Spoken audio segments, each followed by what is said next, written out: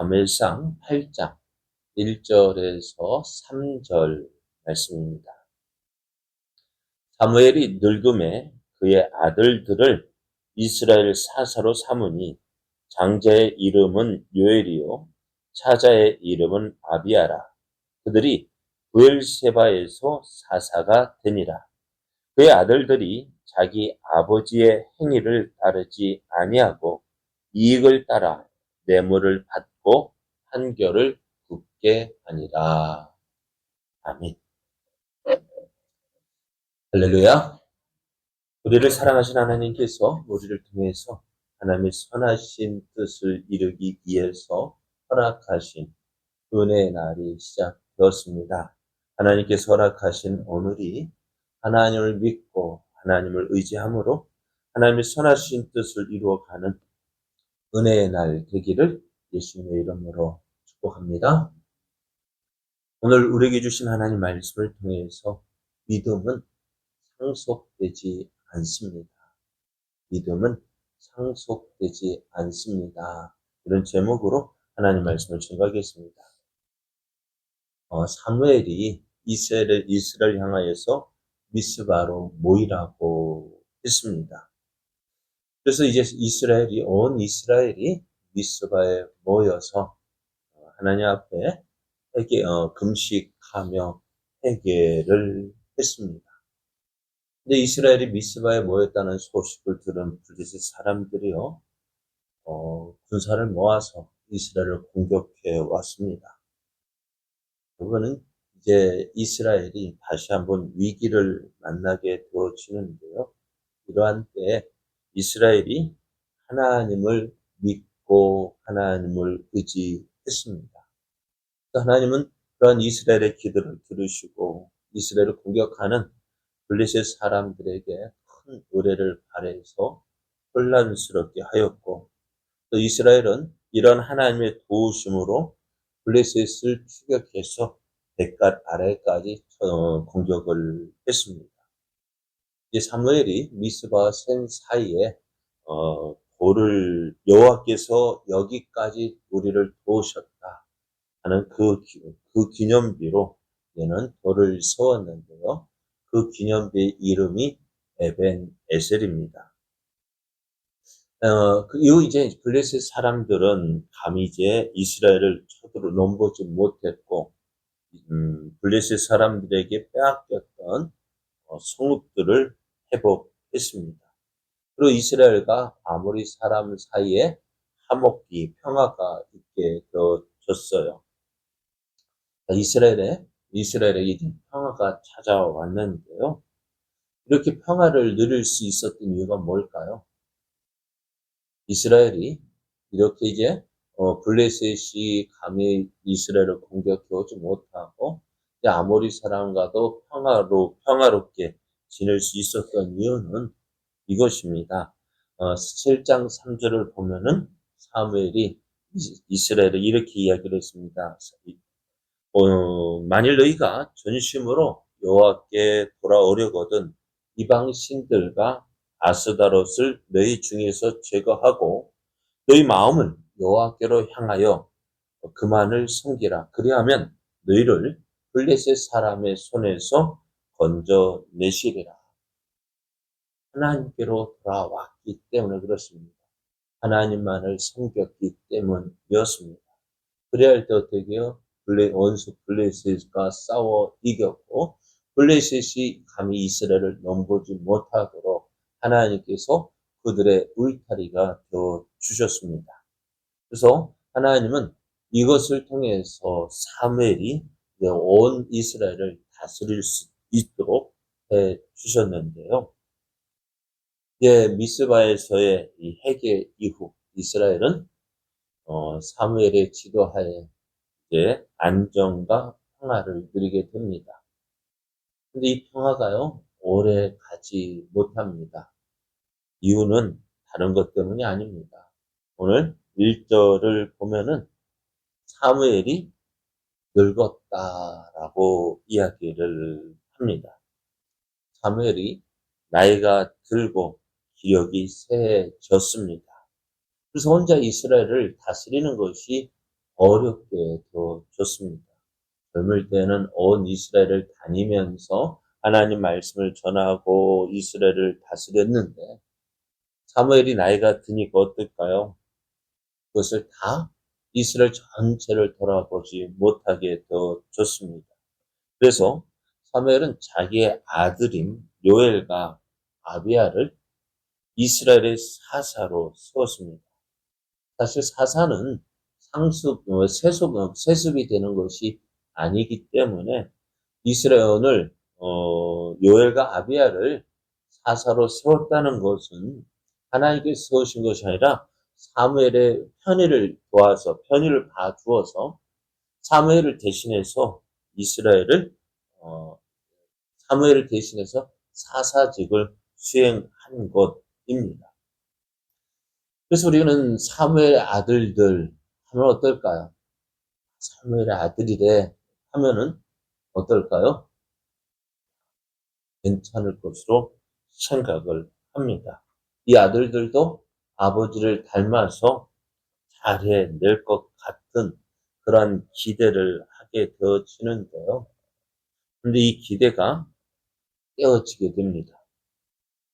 사무엘을 보면서 야, 믿음의 사람, 정말 하나님께 쓰임 받은 사람이라고 이야기를 했는데, 그런데 그 사무엘의 아들을 보면은 어떨까요?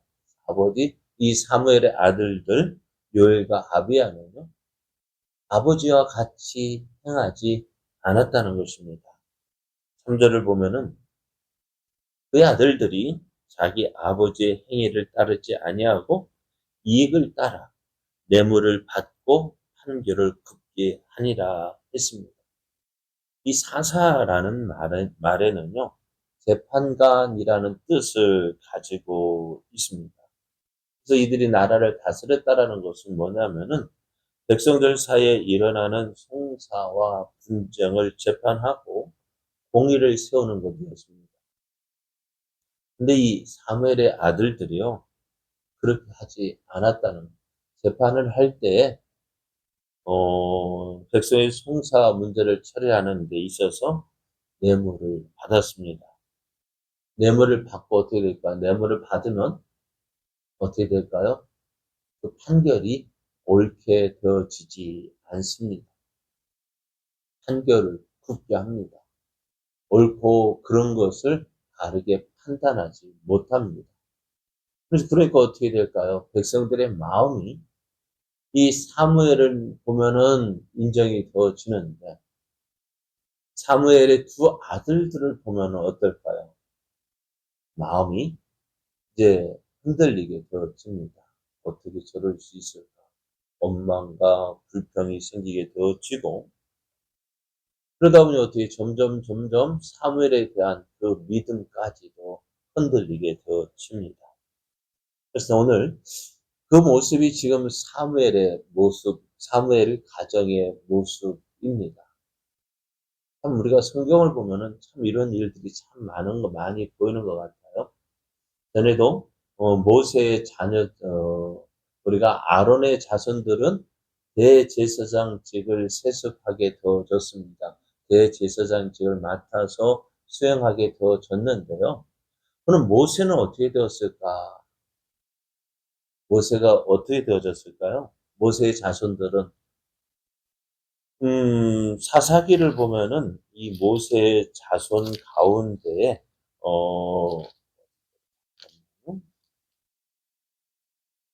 단지파가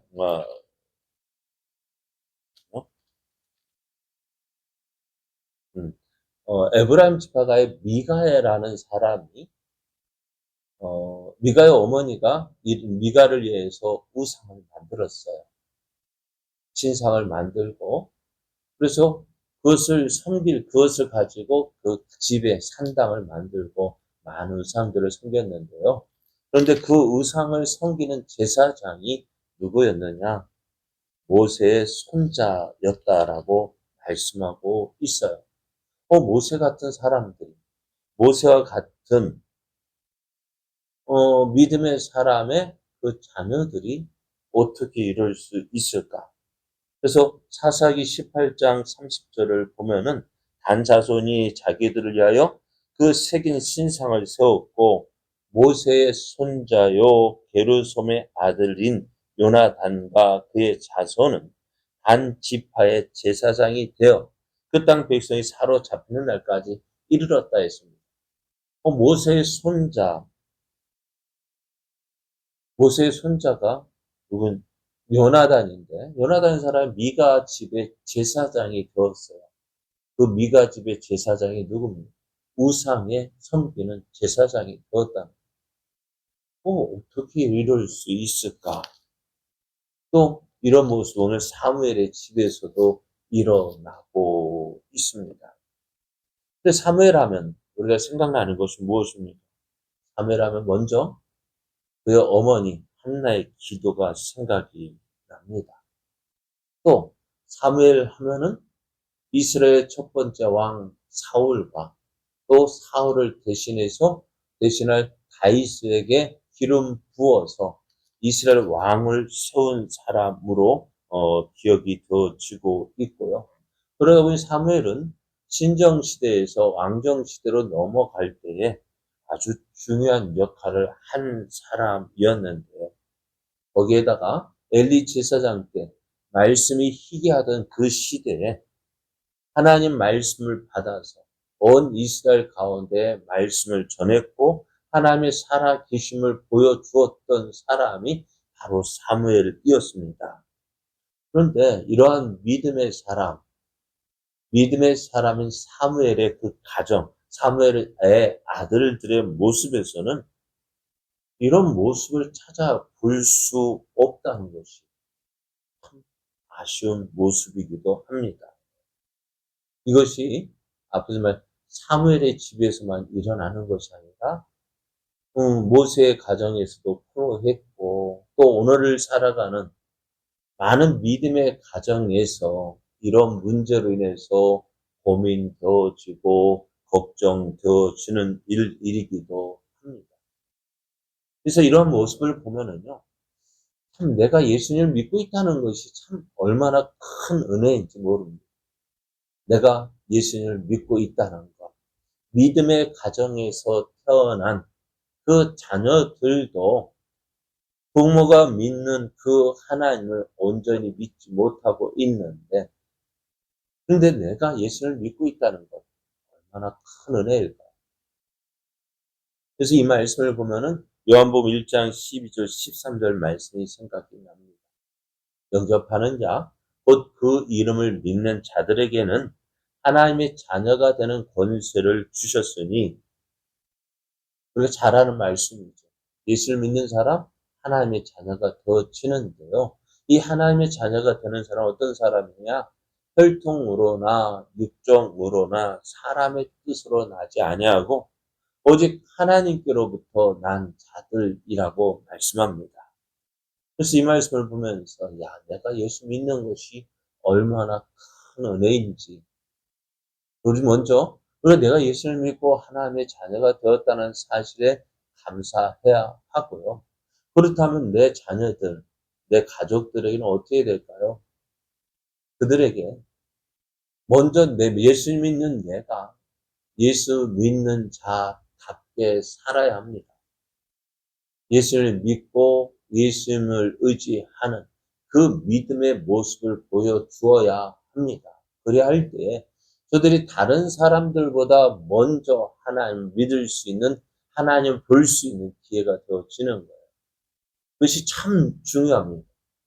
오늘 사무엘같이 믿음으로 산 사람 앞에 가정에서도 그의 자녀들도 아버지 사무엘이 행하는 그 모습을 보면서 하나님이 살아 계시는구나 왔음에도 불구하고 저들이 하나님 앞에서 불의를 행하는 그 모습을 본다면 우리가 어떻게 행해야 될지, 우리의 행동이 얼마나 귀한 것인지 우리가 보게 되어집니다.